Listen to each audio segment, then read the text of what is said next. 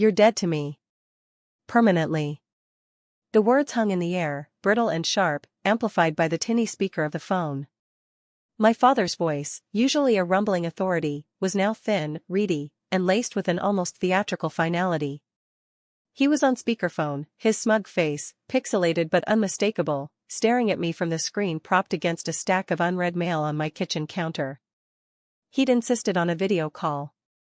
For the record, he'd said, a cruel glint in his eye. So there are no misunderstandings. The recording light, a tiny red pinprick, glowed accusingly. My life, up until that moment, had been a quiet hum of routine. Early mornings at the coffee shop, the clatter of mugs and the hiss of the espresso machine a familiar symphony. Evenings spent hunched over my laptop, the glow of the screen a solitary comfort. I lived modestly, paycheck to paycheck, but I had my own space, my own quiet dignity. He, on the other hand, lived in the sprawling, echoey house I grew up in, a monument to his self-made success, or so he liked to remind everyone. Our relationship had always been transactional.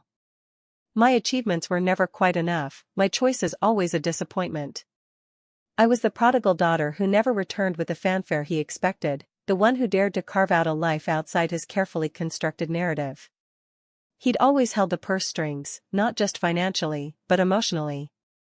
Every favor, every perceived slight, was meticulously logged in his mental ledger. There was the time I'd asked for a small loan to cover my first semester of college, before I secured those grants. He'd agreed, but not without a thinly veiled lecture about financial responsibility, about how he'd had to for everything. He'd presented me with a printed amortization schedule, complete with calculated interest, as if I were taking out a corporate bond. I paid it back, every cent, long before it was due. Another time, I'd been struggling to make rent after a layoff. He'd offered to help, which translated to him buying out my tiny studio apartment and installing his own tenants, claiming he was doing me a favor by securing my future. The unspoken understanding was that I owed him an eternal debt, that my gratitude should be as vast and deep as his supposed generosity. He reveled in being the benevolent patriarch, the one who held all the cards, the one whose favor you had to constantly earn. My quiet resilience, my refusal to be molded into his ideal child, had always been a thorn in his side. He saw it as defiance, not self-preservation. The day of the recording was a blur of forced politeness and simmering resentment. He'd called, his tone unusually warm, suggesting we clear the air. I'd been wary, but also, a part of me, the foolish, hopeful part, craved a genuine connection. He'd arrived unannounced at my doorstep, the familiar arrogance radiating from him, a briefcase clutched in his hand. He'd asked me to sit, not across from him, but beside him, on the worn sofa that had seen better days. He'd fiddled with his phone for a moment, then positioned it so I was clearly visible in the frame. That's when he'd hit me with it. I'm cutting you off, Sarah. Completely. You've made your choices, and they're not my choices. This is my way of tidying up loose ends. The words were delivered with a chilling precision, as if he were reading from a script he'd rehearsed in front of a mirror. He spoke of disappointment, of how I had failed to live up to his expectations, of how I was a stain on the family legacy. He listed my perceived failures, my career path, my unmarried status, my refusal to adhere to his rigid social calendar, like a prosecutor presenting evidence. And then, as if it were an afterthought, he'd said the line that would forever echo in my mind. You're dead to me. Permanently. He leaned back, a faint, self-satisfied smile playing on his lips, the camera capturing his every smug nuance.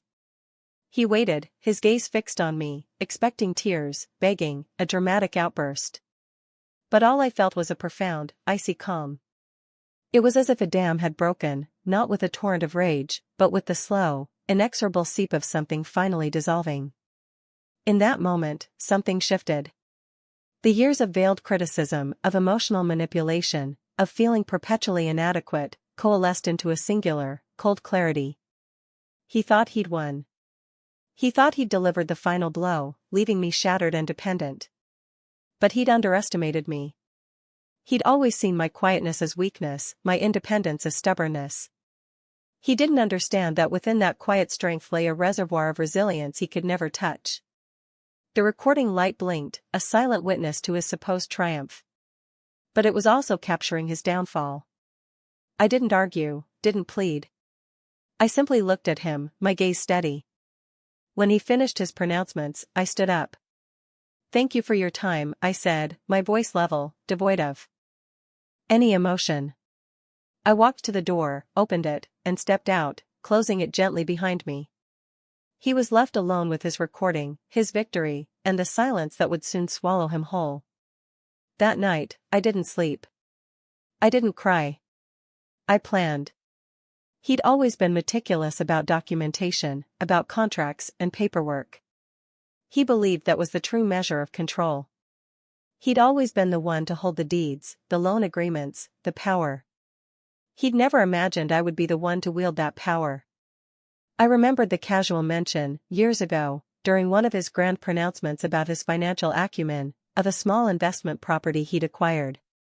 It was a rundown fixer-upper, barely worth mentioning in his portfolio of lucrative ventures. He'd bought it with cash, he'd bragged, from a seller who was desperate. He'd mentioned the legal details in passing, how he'd handled the paperwork himself to save on fees. He'd probably thought it was too insignificant to even register. But that property, and the way he'd acquired it, had stuck with me. For weeks, I'd been poring over public property records, cross-referencing addresses, digging through old county clerk documents. It was tedious, unglamorous work, fueled by a quiet, simmering determination. I was looking for a loophole, a detail, a forgotten clause. And I found it. The seller, a Mrs. Gable, had been elderly, her heirs scattered and uncommunicative. My father, in his haste and his perceived cleverness, had streamlined the process. He'd overlooked a specific covenant, a small but critical piece of legalese that stipulated if the property was not maintained to a certain standard, or if it fell into significant disrepair due to neglect for a period exceeding 5 years, the original seller's estate could reclaim ownership. It was a relic from a different era, a protection for a vulnerable seller.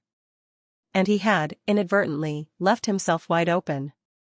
The property had been sitting empty for years, a testament to his neglect, his disinterest, his sole focus on acquiring, not maintaining. The day I filed the claim was anticlimactic. A sterile courthouse, the quiet murmur of clerks, the clink of coins in a distant vending machine. I presented my evidence, the meticulously researched documents, the proof of neglect. The process was legal, straightforward, and utterly devoid of drama. It was the quietest kind of justice. A week later, a certified letter arrived at his house. I knew he'd be furious, dismissive. He'd probably throw it away. So, I followed up with a registered courier. I saw the look on his face from across the street. The courier, a young man with an indifferent expression, handed him the thick envelope. My father ripped it open, his usual impatient gesture. He scanned the first page, then the second. His face, already etched with the condescension he reserved for me, contorted. The smugness evaporated, replaced by a flicker of confusion, then alarm. He started flipping through the pages, his hands trembling slightly. The words covenant, breach, and reversion jumped out at him. He looked up, his eyes scanning the street, as if searching for an explanation, for an adversary he could confront. But there was only the quiet street, the familiar houses, and the chilling finality of the document in his hands.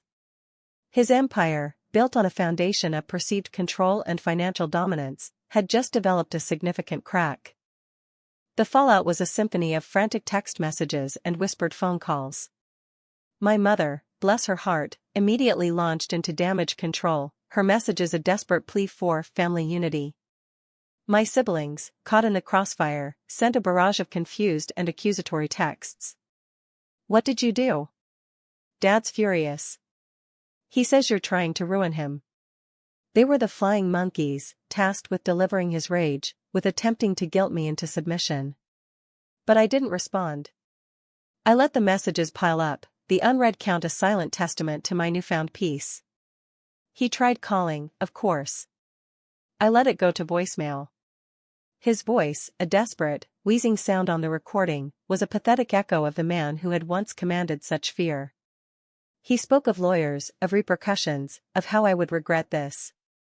But the threat felt hollow, a last-ditch effort from a man whose power had been stripped away. The property, the one he'd dismissed, the one he'd forgotten, was now no longer his. It was a small thing, in the grand scheme of his wealth, but it was a tangible piece of his ego, reclaimed.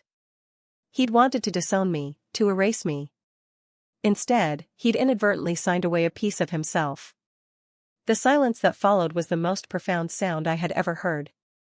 It was the sound of freedom, the sound of justice, the sound of a debt finally paid. And in that silence, I finally began to breathe.